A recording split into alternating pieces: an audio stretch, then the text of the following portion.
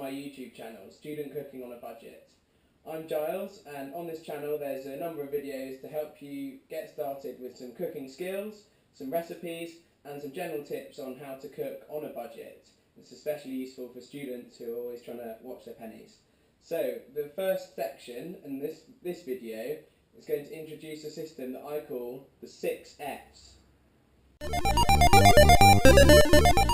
The 6 F's are a system that I've made to help you remember how to cook well on a budget. So the 6 F's comprise of frugal, flexible, food waste, freezer, fish and fun. So I'm going to be taking you through those stages one by one now. So number 1, F is for frugal.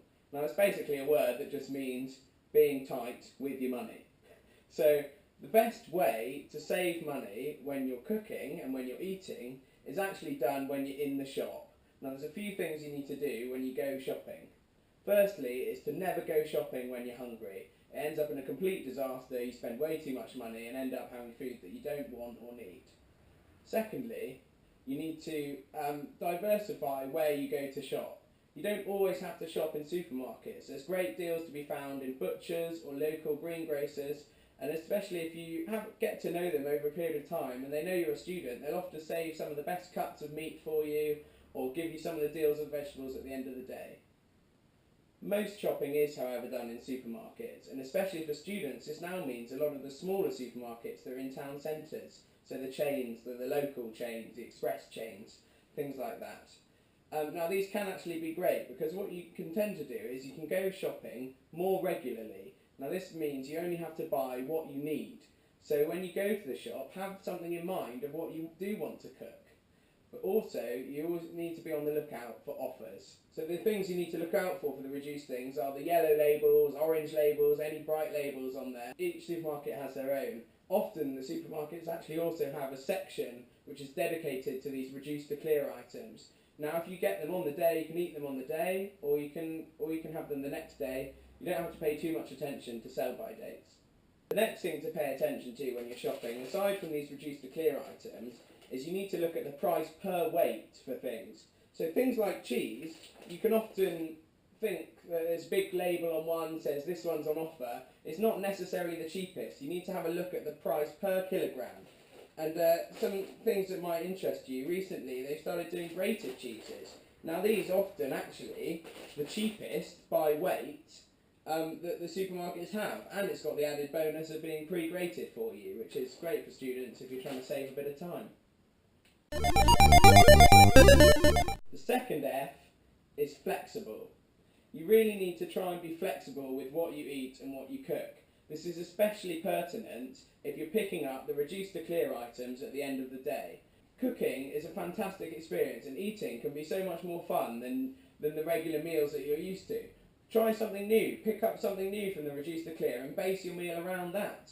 You can end up with all sorts of extraordinary meals and you can have great fun whilst doing it as well. Being flexible allows you to make the maximum savings that you can when you're shopping for these deals.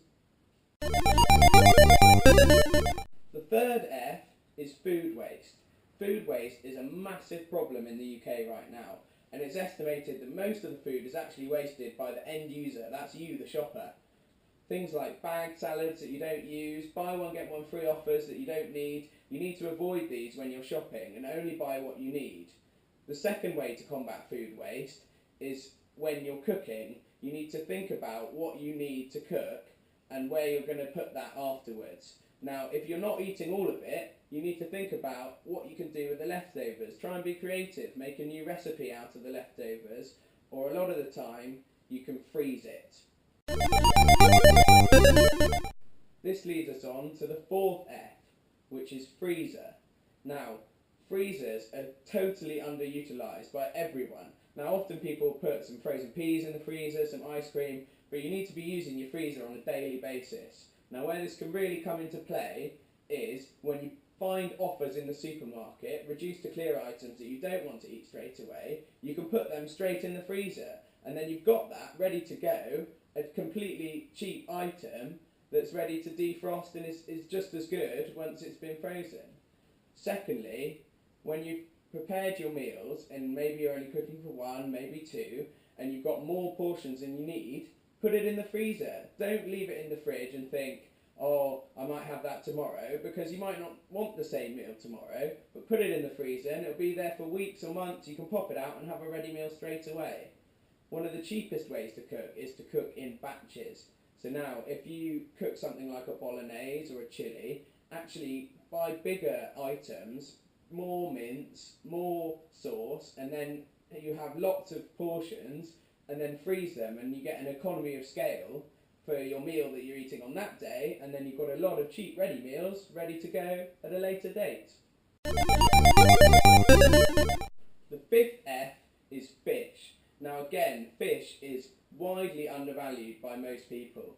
It's a great source of protein, it's extremely tasty, it's really versatile, and above all, it's cheap. It's much cheaper than meat, and especially as people don't seem to eat as much of it, it's always in the reduced to clear section. You can always pick up a cheap bit of salmon, some white fish, and it's absolutely great. You can have prawns, you can have mussels, and really what most people find is that they don't have enough fish in their diet. It contains a lot of omega-3, which is good for you, and again, it's just cheap. It's brilliant. If you're struggling to afford having meat with every single one of your meals, fish can be a great replacement for that.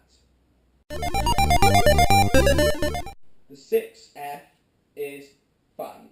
You've got to have some fun when you're cooking. If you can build some fun into your daily routine of cooking, it can be great. You won't even notice yourself cooking. Time pressures are one of the biggest things that stops people from cooking good quality food that they enjoy.